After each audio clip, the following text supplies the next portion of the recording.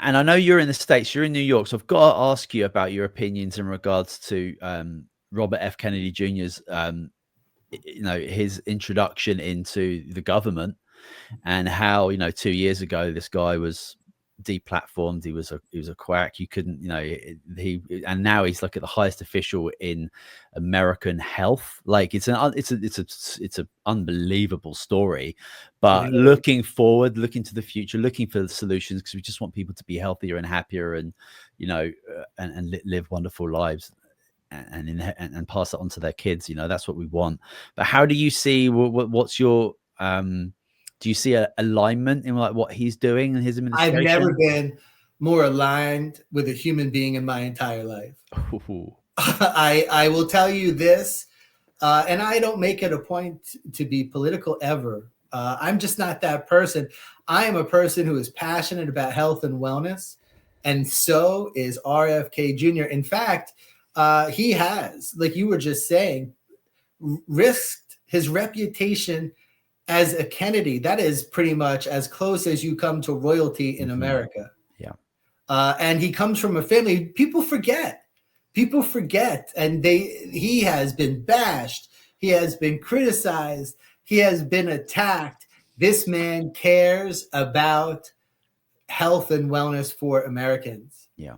And the changes he's making, I will tell you, the things that you hear coming out of R.F. Kennedy Jr.'s mouth had all come out of mine at one point. Yeah.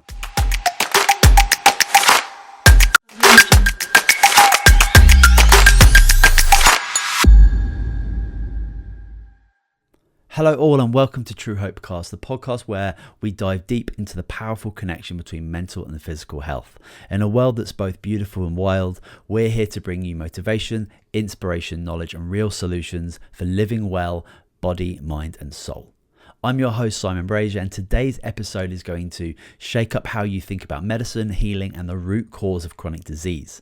We're joined by none other than Dr. Raj Gupta, a nationally recognized wellness expert who's been featured on NBC, Fox News Radio, and top-tier publications like Reader's Digest, US News and World Report, and Women's Day. Dr. Gupta is a passionate advocate for holistic wellness, medical transparency, and treating the root, not just the symptoms. With his upcoming third book, Reverse Your Diabetes, Treat the Root, Not the Fruit, he's challenging the mainstream pill for an ill mentality and offering real life-based strategies that empower people to take control of their health. Trust me, you are not going to want to miss out on this episode. But before we dive in, don't forget to follow Truehope Cast wherever you get your podcasts, and tap that notification bell so you never miss an episode that's filled with actionable insights and life-changing conversations. And for more on who we are and our mission here at Truehope Canada, we are all about promoting brain and body health through non-invasive nutritional means. So do head over to www.truehopecanada.com. Enjoy the show. All right. Hello, Dr. Raj. Welcome to Truehope Cast. How are you? What is going well? I'm great. Thank you for having me. I appreciate it, Simon. Yeah, of course. It's a pleasure to have you here. And we're going to be discussing breaking free from the pill for an ill mentality. But before we jump into that topic, would you mind just giving us a little bit of an introduction about who you are and what it is that you do, please? Absolutely. So my name is Dr. Raj Gupta. I'm a chiropractor of 29 years. I can't even believe that now. And I've had tremendous success in helping people reclaim their lives in all aspects. First, it was musculoskeletal. I, as a chiropractor, treating them with chiropractic services, but then I built a multidisciplined practice to include physical therapy, occupational therapy, acupuncture, IV nutrition drips. And then I built a spa and a gym to go in the same facility with my medical practice. So I built a wellness center.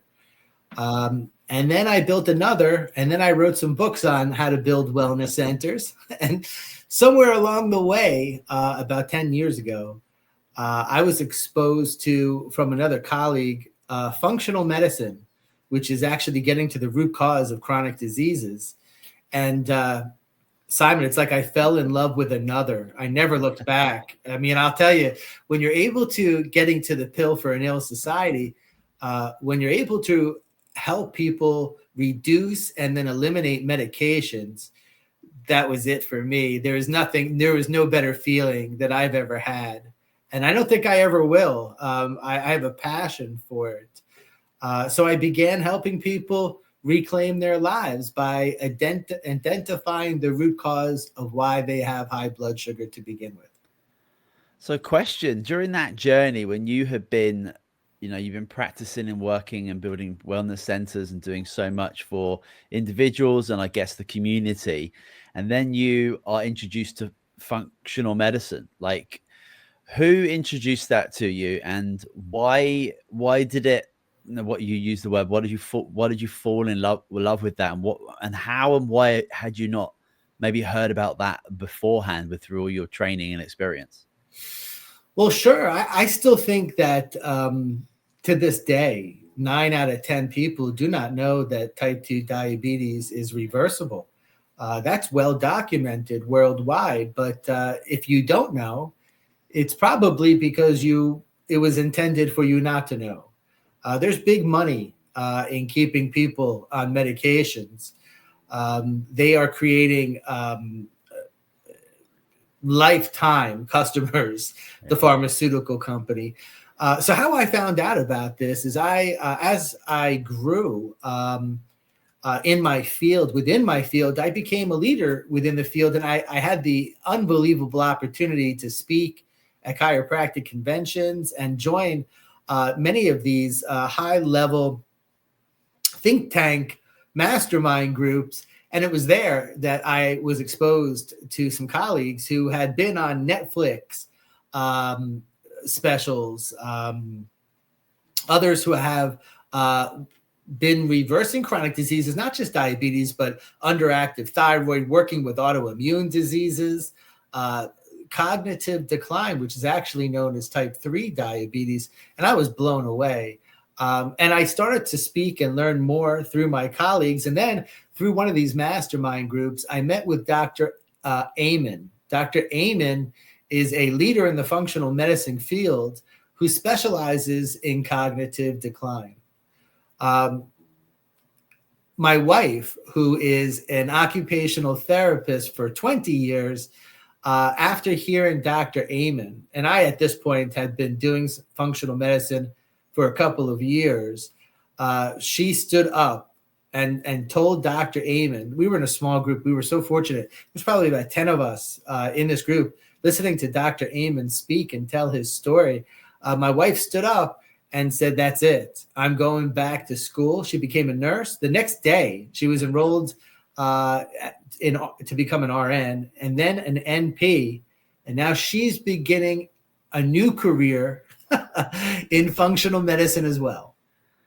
Well, I wonder, it's so funny how just having those conversations and being opened up to functional medicine as a whole changes people's perceptions and also provides this element of motivation that allows people to completely change course in their lives, literally over a dinner. Like, I think that is amazing. I think that's actually quite a frequent thing when people are fortunate enough to have conversations with, really, really amazing people who know exactly what they're talking about. They've seen thousands and thousands of patients. They've seen the recovery. They've seen the healing, and it's not that, and they're primarily not using allopathic pharmaceutical medicine. They're using stuff that's actually quite free and available when it comes down to, I guess, like habitual choices and having that self-motivation to be able to take yourself on that journey. Well, you mentioned motivation and mindset. Those that come, I can't reverse everyone's diabetes. I can't do it. I have to have a patient who has had the light switch go off. And I don't, it's not a light switch. It's a light switch. They have, something goes off in them, Simon. You see it, you feel it. It's tangible. They're like, that's it. They have reached the end point. They're like, there's something else. I know there is. I can't live this way one more second. Yeah. I've got a lot of experience with people who have that epiphany moment. Yes. And they all of a sudden have this very, very clear goal. And what's very different about that, because you can have a clear goal on January 1st of losing weight or whatever it might be, or to exercise more, whatever that might be. But the difference between what we're talking about here is, I think you've got a clear intention, it's a clear goal, but it's wrapped up in really positive emotions. That's not, it's not negative. It's not like self-loathing, or I'm not worthy, I'm not good enough, I'm overweight. There's a very, very different frequency in those negative emotions to the emotions of joy, grace, love, happiness, And I think when you've got that clear intention with that emotional set, people do amazing things very quickly. Agreed. One thing you touched upon is there's definitely a difference between a wish and a goal. A wish, there are no consequences for not achieving that wish. There are for goals. And I will tell you, when people get to that point where they are ready to have that light switch, another thing that you had just said that is super important is that we all have a subconscious, and the subconscious is like a genie in a bottle. It is that your wish is its command. So like you're saying, if you are looking at yourself and feeding yourself thoughts of, I'm so fat, I'm not enough, I'm not strong enough, I'm different, the genie is just going to be like, yes, you are.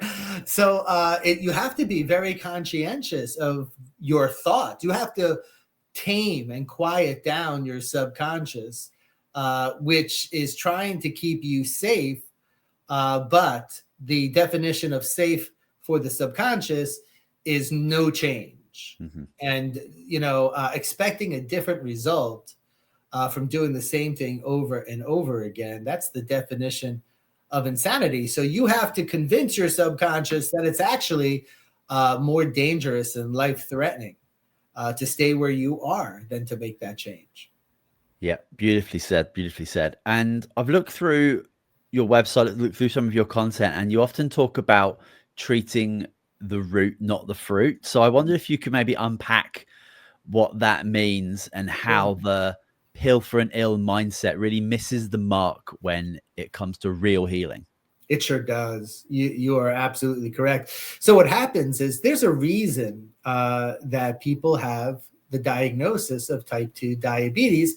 A smart person will say, well, it's because I have high blood sugar. And that is true. But even a smarter person will say, I have high blood sugar because I have insulin resistance. And frankly, that is probably as far as allopathic medicine will give you a reason. The reasons that they give you are totally false. There is no gene, diabetic gene. So they always say that, well, it's a family history, it's your genetics, but there has been no gene in science identified linked to diabetes. Cognitive decline, yes. Breast cancer, yes. Other diseases, yes, but not diabetes. It's not your pancreas. Typically, if it were your pancreas, typically you're a type 1 diabetic. Type 2 diabetics that I meet, 9 out of 10 of them, their pancreas is doing great. So what is it? It is. Sorry, can I just interrupt you for 1 second? Why do you think that these doctors are spreading this myth or this lie about this genetic factor? Because I bet you that is probably one of the first things that is being told to patients. Yes. And not only, so 2 parts of my question: why do you think that they're still spreading this misinformation? And 2, what does that do you think in the patient-doctor relationship when I'm telling you something that's actually it's not your fault, so there's nothing you really can do about it? Like, what does that do to the progress? Oh, but hold on a second, Simon. Patients are led to believe it is their fault. Okay. The doctor is there to tell you to diet and exercise, which are definitely 2 aspects of our lifestyle that contribute to this lifestyle disease, but it does not stop there. There are other aspects to our lifestyle that no one does the detective work to find. So why, the first part of your question, the misinformation, I don't believe that the doctors believe it's misinformation. This is what they have been taught in medical school. Now, the curriculum in medical school is controlled by the pharmaceutical companies. Now, that's not a jab. Now, think about this. there are so many new medications on the market each year for all these diseases we've never even heard of. They're coming out with medications for who is better to teach those medical physicians how to apply these medicines than the people who actually created them. So the medical schools are just an influx of pharmacology knowledge from the pharmaceutical companies. Now, unfortunately, a medical doctor has one tool on their belt. That tool is medicine. So they are taught to treat the fruit, not the root. You come in with a symptom, they give you something to squelch that symptom without looking for the reason why you have that symptom. Back to diabetes, there's other aspects of your lifestyle, like the 700,000 toxins that Americans come in contact with on a daily basis. 700,000. There's hormone irregularity that is swept under the rug. Yeah. There are more hysterectomies performed unnecessarily each year, just due to lack of detective work. Hormone irregularity, you can balance out your hormones naturally. Yeah. There are underlying infections that go missed. There are autoimmune diseases that never get diagnosed. Simon, the amount of GI tract problems, it's just 7. So Hippocrates, you may know that name. All doctors take the Hippocratic Oath.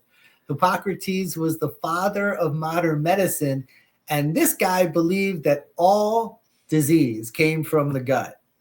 And he wasn't far off. He wasn't correct, but he wasn't far off, because 70% of all of your immune system cells come from your gut. But no one gets a stool test anymore. And that's what Hippocrates believed in: blood, urine, and stool. If you have a pet, maybe your pet has been lucky enough to get a stool test, but not you as a human. Yeah, it's pretty wild in regards to, let's say, the simplicity of diagnosis when it comes to the majority of people who go in to see a doctor, I think, with like chronic issues. Yeah. I think that if you were to take a look at the intestinal tract of these individuals, look at what they're consuming, look at the microbiome of people. I mean, you can actually, it's a very, very simple, cheap thing to do, to be actually to be able to do a stool test to see kind of like what's going on down there. And I was luckily enough, when I moved to Canada, I studied holistic nutrition for 4 years, and we talked all about stool and how like informative it can be, even though it's not a conversation not everyone wants to have. But you can learn so much about somebody's health by what they're doing in the bathroom, whether that's like, there you go, I love that. whether that's once every 4 or 5 days or 4 times every day, like, everyone's kind of got their wild story, but it tells a whole lot. And I don't think doctors are really being taught about the impact of the microbiome, its role in your immune health, its role in your psychological health when it comes to depression, anxiety, etc. Absolutely. If you're unable to produce the necessary neurotransmitters within your gut, that then you're going to have sleep problems, you're going to have digestive problems, you're just going to have problems all over the map. But if you were to just like focus on the gut, get that healed up, which is relatively, I don't want to say easy to do. I think it's the habitual changes, which is the challenging piece. But again, if you've got that clear intention wrapped around positivity, then these things are a lot easier for people to come in to be able to achieve. Yes. But it's like, again, like how many doctors are having conversations with their patients about like the probiotics they may be consuming, or like their toilet habits. I can't imagine that it's as common as it needs to be. Yes. It's funny. I just did a session in my most recent masterclass the other day on GI tract problems, leaky gut, and the explanation of what that is. And I was explaining that when I'm going through an intake form, people who have problems with their GI tract that really want help will write it down, like, I'm having problems. Others don't, but I'm looking at their blood work and I'm like, everything's pointing to GI tract problems. And I have to ask, and I do that surreptitiously, because that they are going to be a little bit embarrassed. They didn't put it on their paperwork, but it's a difficult conversation. Yeah, it sure is. It sure can be. I guess if you're able to get have a practitioner that you're working with that can kind of create the therapeutic alliance where you can be open to having those conversations and asking those questions in the right way, it can be very, very relieving, if you don't mind the pun. I was just going to say, yeah. You know what? Most of their physicians will not broach the question. No, because I think it probably ends up being a 25-minute conversation, and they've probably got 8 minutes, 7 minutes in a consultation. 8 minutes. That's exactly right. On average, 8 minutes is the visit. Yeah. And that's a long conversation after you get over the awkwardness of it all. But yes, but I just want to say there's some amazing practitioners, whether that's a nutritionist, even there's some really amazing functional chiropractors out there that can have those conversations, because there's obviously a lot of connection with the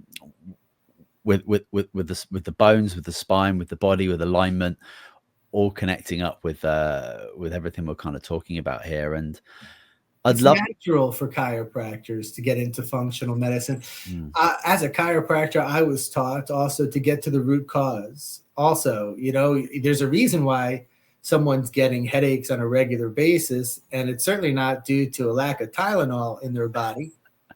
So you got to find out why. It's typically coming from their neck, and there's other aches and pains that pain relievers or NSAIDs, that's not the answer. It's the same thing as taking diabetic meds to cover up your diabetes. So it's a natural transition. I found out how to help people with chronic disease, and I took it to another level. That's where the passion is. It was always there. I'd love to ask you something a little bit off topic in regards to like the history of chiropractic, because I think when you look back, when somebody takes a deep dive into kind of let's just say big pharma's role within medicine, creating allopathic medicine, and their roles in like universities and schools, etc. Not many of the, I want to call them traditional modalities survived, but chiropractic was certainly one of them that kind of survived the, let's just say this onslaught of allopathic medicine. We lost a lot of homeopathic medicine. We lost a lot of phytotherapy. So like, obviously just like using plants, which, would have been used for hundreds of thousands of years as medicine. And the majority of drugs we have today are, derived from natural compounds. So I'd love to just know, like, why do you think chiropractic survived? It's the spine. And there is a pun as well of every chiropractor. That we are like cockroaches. It's in our blood to fight for people's health and wellness. Nice. And we've been fighting since conception. No kidding. My predecessors went to jail for practicing chiropractic in many states. Yeah. And it wasn't so long ago.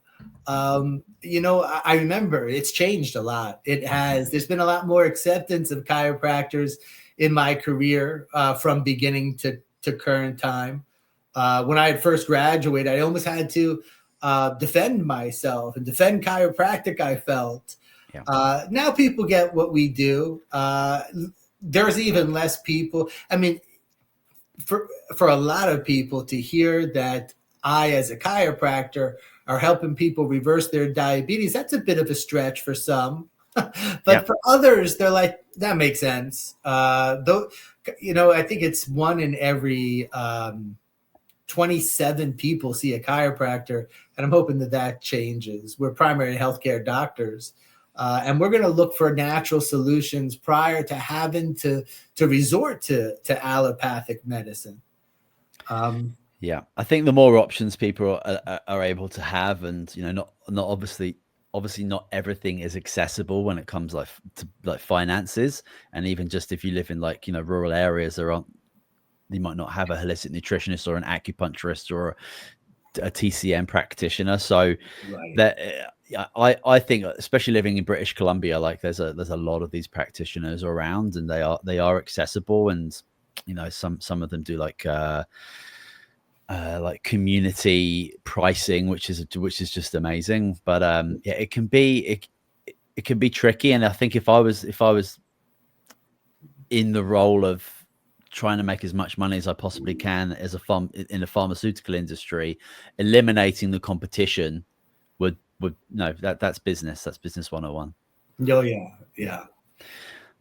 And I'd love to talk a little bit about prescriptions and individual health. So like in a system that often reaches for prescriptions first within allopathic medicine, how can patients advocate for themselves and shift towards more of a proactive lifestyle based approach to their health?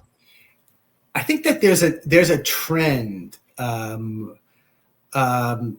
in that direction. I think after COVID, a lot of people took a look at their health from the outside in. And there are those who were pro-vaccine. There were those that were anti-vaccine. But no matter which side you were on, you were forced to really kind of look at things. And I think people these days understand that if you depend on your health insurance to keep you healthy, I mean, that's really silly. It should be called sick insurance. Really, you only use it when you get sick. And frankly, depending on your health insurance to keep you healthy, it's like depending on your life insurance to keep you alive. Yeah. It's not there. You must get proactive. I think that people are starting to realize that. They're starting to take and reclaim their health and get into the driver's seat, where in the past they would put entirely all of their trust into their physicians, almost like clergy. Mm-hmm. But I think that there is more of, I see it with diabetic patients. They trust their doctor and they say, oh my goodness, I have this disease. Well, I will just do what my doctor says to do. And quote unquote, I will get better. Yeah. And they keep that hope until they lose hope, because they go from one med to another med and they start to lose faith in their physicians, because they're getting worse and they're just increasing the number of meds. And I think that people think that the medication that they take for the diabetes is actually helping them. Yeah. It's not. It kind of manages and controls. That's what the doctor's trying to do until the disease below the surface actually gets worse. And then you require more medication. It's kicking the can down the road. And people will kick the can down the road a certain amount or distance before they're like, wait a second, this isn't working. So then they become more open-minded and looking for alternatives. But unfortunately, Simon, it's diabetes is a slow roll, and it's a slow killer. It's effective at killing people because it's so slow. So unfortunately, and 67% of diabetics will die of a heart attack or stroke.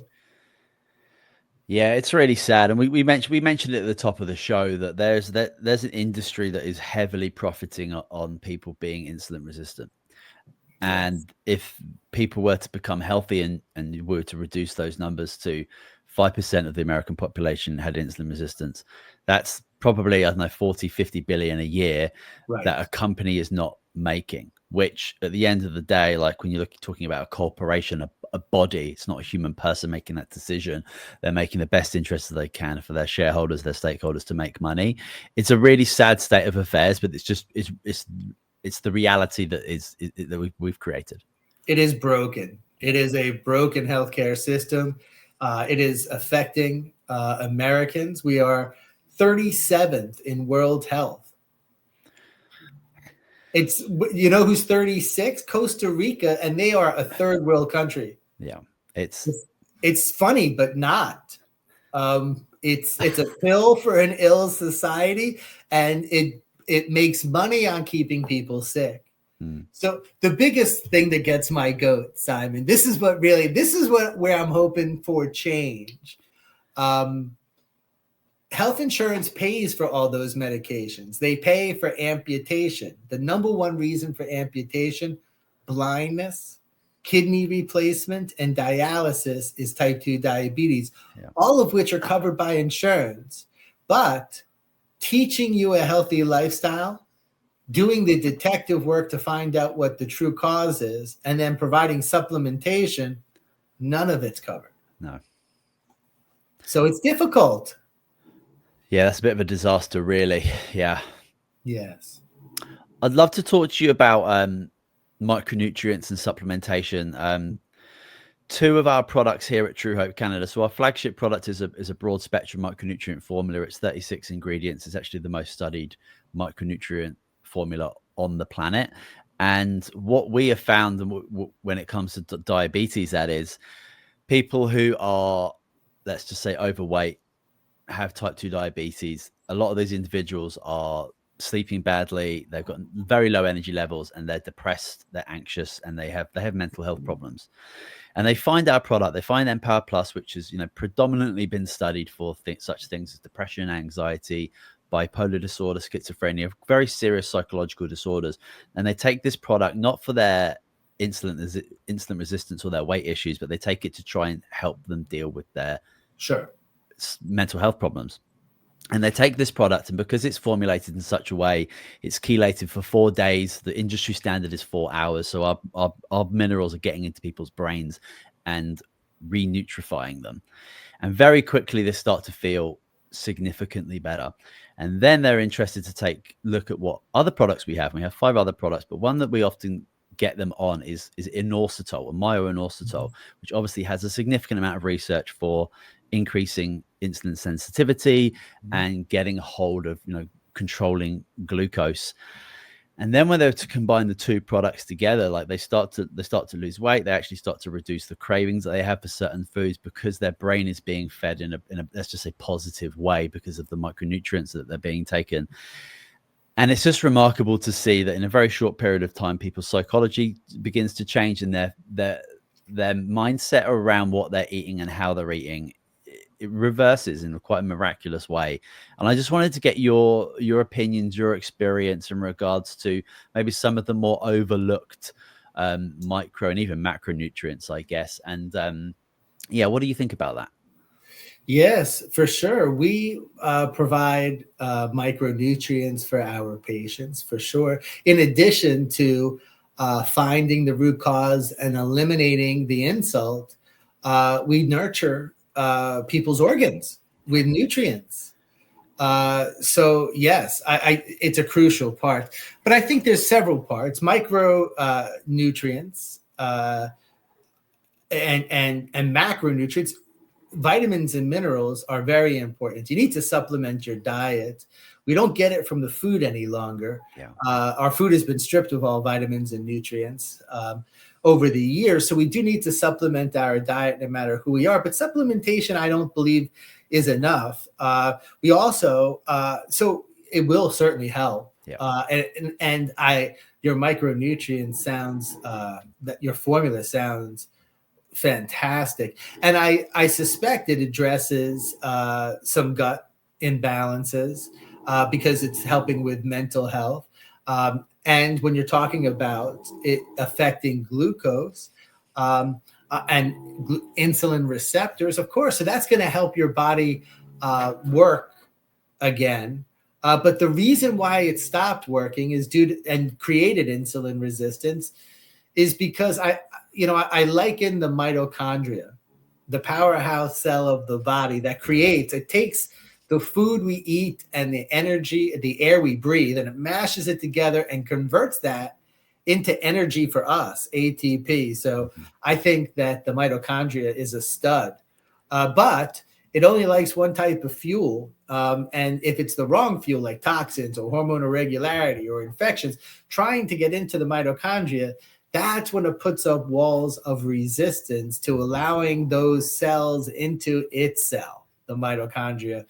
So identification of what aspects of your lifestyle, what is the bad fuel, is important, and equally as important to nurturing the organs back to health is finding the problem that was hurting and beating up the organs to begin with. High insulin is one of the biggest things that choke out the kidneys. So you can give supplements to nurture the kidneys. We do it all the time. You can reverse chronic kidney disease. But if the insult to the kidneys is still there, being insulin, until you eliminate the insulin resistance, then the kidneys are always going to be at risk. and then doing the testing to find out what the insult is, and then removing that. That's when we are able to see the micronutrients actually be more effective. Yeah, really well said. Yeah, I think that the fact that, yeah, our soil is just so poor, and the way that we are, monocropping across the, let's just say across the Western world, producing Yes. nutrient deficient food. And Then, glyphosate. Oh yeah, my God, adding toxins to them. yeah. So the fact that we're consuming like nutrient poor foods, plus we're being exposed to, what did you say, 700,000 different toxins every single day, like Yes. that overload, and the liver that's supposed to detoxify and eliminate these things that are inside of our body, they run primarily on micronutrients that we are supposed to get from our food, but Right. we're unable to do that. So if we're not taking good quality supplements, as you said, I think everybody will benefit from taking. I used to think, before I started studying nutrition, I generally thought I could just eat really well, avoid all the naughty things, and I'd be absolutely fine. But when you start looking into the fact that our soil is what it is, and our gut is being it's being changed all of the time, and whether from the water that we're drinking, the air that we are exposing ourselves to, it's this ever fluctuating beautiful organism, then you have to recognize that there's so much external stress coming in. You might not be feeling it, but your body is having to constantly ramp itself up into full motion to be able to do it. And if it doesn't have the necessary cofactors, coenzymes, all those tiny little ingredients as building blocks that it needs to be able to produce these biochemicals to eliminate these things, and make you feel great, then you're always going to be in a state of lack. You're always going to struggle, and you will end up in a doctor's office, and you'll probably get on a prescription for something else, which will end up depleting you even further. And it just turns into this like vicious cycle. But yeah, like the foundational piece for sure for me is like, we are consuming nutrient poor foods, therefore we're chronically nutrient deficient in kind of all areas, and we're being exposed at an unprecedented level. Therefore we really have to take our health seriously. Very well said. The days of leaving your health to your doctor have been long gone. Long gone. It's almost like buyer beware when you go to the physician. And I hear my patients tell me that they're fighting with their doctors all the time. No, doc, I don't want another med. I don't want this medication. I want to get off of my meds. And they kind of are very condescending in the way that they say, it's okay. It's okay. Just be a good patient. Take your medication. Go home, diet and exercise. And then you have those patients that they've lost like 100 pounds and their A1C climbs. And they're like, what is going on? And, so you don't, and this is another myth. People think that they gain weight and that causes insulin resistance and type 2 diabetes, but it's actually the exact opposite.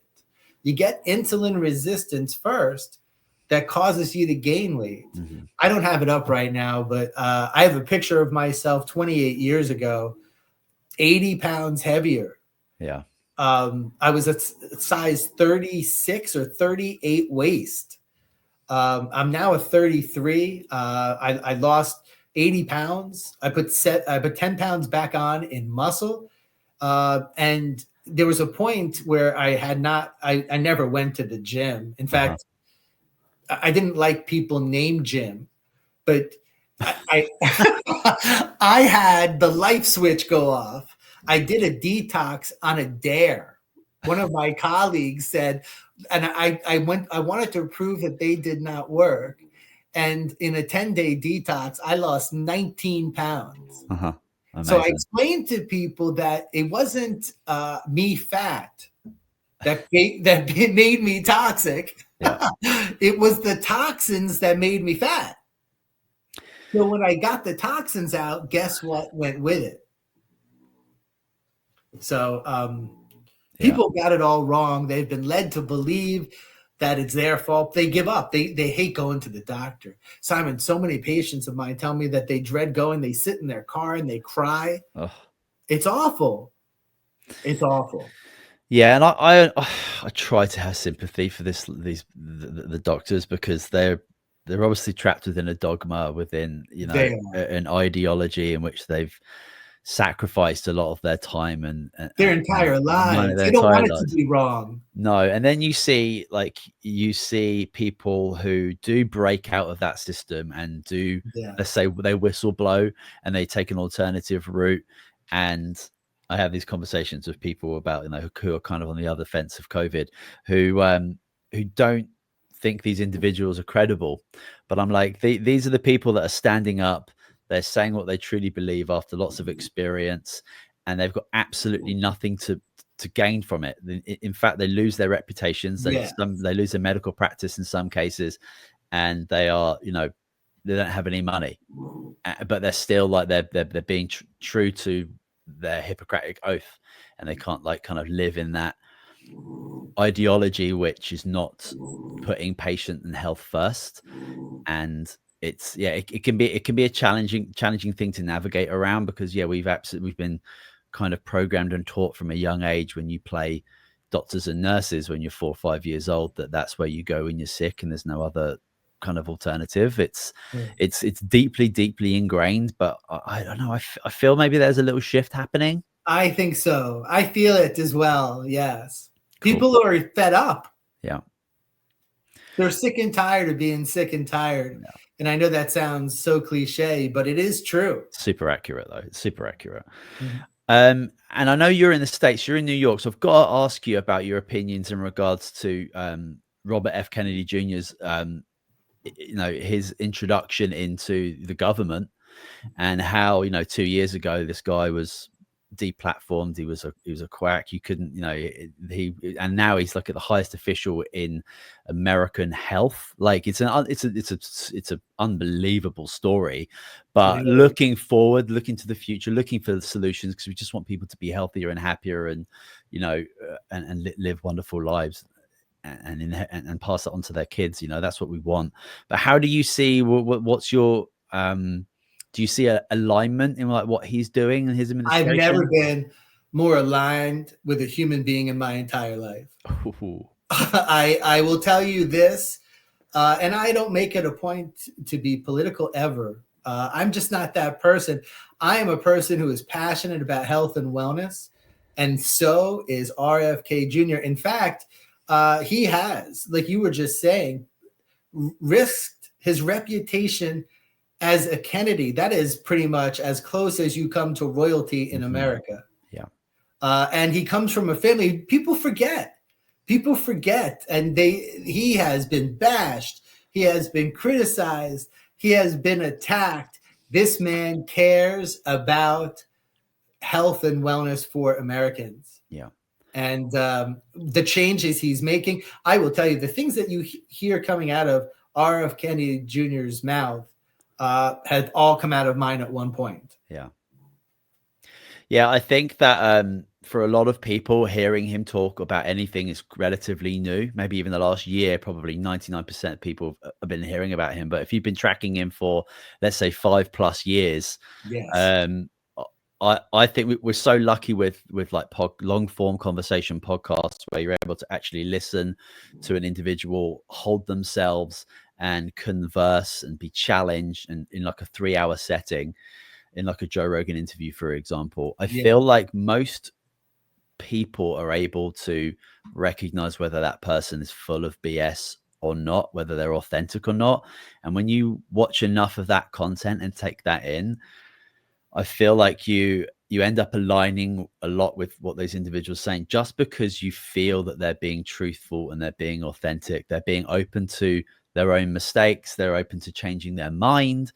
And I feel blessed that he's out there doing his thing. I think just as a young parent, and he wants to put kids' health like first before anything, absolutely smashing up the conventional dogma around the toxins that are put into food, it's no joke. He's no joke. He's There's no nothing joke about him that is disingenuous. No. Zero. Yeah, I'm excited to see what happens. Like, it's a wonderful time to be alive, that's for sure. Me too. So we're just kind of like watching this space, and I'm truly hoping that a lot of that trickles over into Canada, because there's some wild things happening here, especially when it comes to the natural health industry. Basically, short version is Health Canada and the Liberal government are doing their very, very best to put natural health products in the same category as pharmaceuticals and have them go through the same red tape to be accessible, which is going to basically destroy the natural health industry. There's an organization, an amazing one called the Natural Health Products Protection Association, the NHPPA, and they're doing everything that they possibly can to basically reclassify natural health products to be in a completely different category, like they are in the US, where they're basically a food. They go under the food. Yes. They go under a food act. So therefore, they've got a lot more protection, and it's the FDA's job to prove that something is dangerous and not effective, rather than the other way around. Here, like, it's so difficult to get a good quality product onto the market, and supplement companies aren't billion-dollar organizations, but they're going to be expected to do the same thing as Pfizer and J&J and all these other companies. So it's really quite a wild time up here, but I'm really hoping that what Robert Kennedy Jr. is perhaps doing will hopefully trickle over. I know that Canadians hate to take any type of advice from America. But that's just a lot of nonsense. I think we all have to get over it. We just got to look to the future. Just look to the future and stop looking back to the past and having your present being completely predicted by past events. It's just no way to live your life. So no way. I'm hoping to see positive change from that. But again, like, we're just all in the audience watching the theater, watching the show. We'll see what happens. That's it. Well, Dr. Josh, thank you so much for coming onto the show. I feel like there's plenty of other areas in which we can jump into on future episodes if you're open to coming back on. But I really appreciate your time today. Can you just let people know where is the best place that they can learn more about you and what you do? Sure. Yes. Well, the first and foremost best place to find me is I have an active, living, breathing Facebook group. It's a community of, oh my goodness, I'm so proud of the people in this community. We've got over 20,000 members, and it's called Real Health Roots. So you would just go to your groups tab on your Facebook homepage and then do a search for Real Health Roots, and you will see my mug pop up. In there, it's great, man. I can't stop smiling. It's just a great, warm feeling of people all looking to help one another get across the finish line and reversing their type 2 diabetes. There are tips, tricks, recipes, testimonials from people. I'm going to read off a testimonial today later when I go live from one of my patients. We call it ring the bell, when the patient goes to see their physician and the physician's eyes bug out of their head and their jaw falls to the ground and they say, "What are you doing?" And when the doctor says, "I don't know what you're doing, just keep doing it," we ring a bell. We ring a bell in the community. So it's magic. It's magic. It's called Real Health Roots. You can also go to our website of the same name, www.realhealthroots.com. I want to thank you for the opportunity. I think we're cut from the same cloth, you and I, Simon. I completely agree. Yeah, absolutely. And I'll make sure that there's a link to the website and a direct link to the Facebook group so people can find that nice and easy. Great. And yeah, I love that community piece. I think that if people to just put a little bit of community and nature into their lives, things will change for them very, very quickly. So that community piece on the healing journey is probably the most important thing, because going into anything that is significantly difficult, it's scary to do it alone, but when you've got other people going through it with you, it's a lot easier. And yeah, there's a lot of people out there going through similar things and who have come out the other side, and you can certainly be a part of that story. Absolutely. Thanks again. Beautiful. Thank you again, Dr. Raj, for joining us today. That is it for this episode of True Hope Cast, the official podcast of True Hope Canada. Again, if you need any more information about connecting with Dr. Raj, you can go to the show notes. I'll add some links in there. You can leave us a review on iTunes if you want, and a star review on Spotify.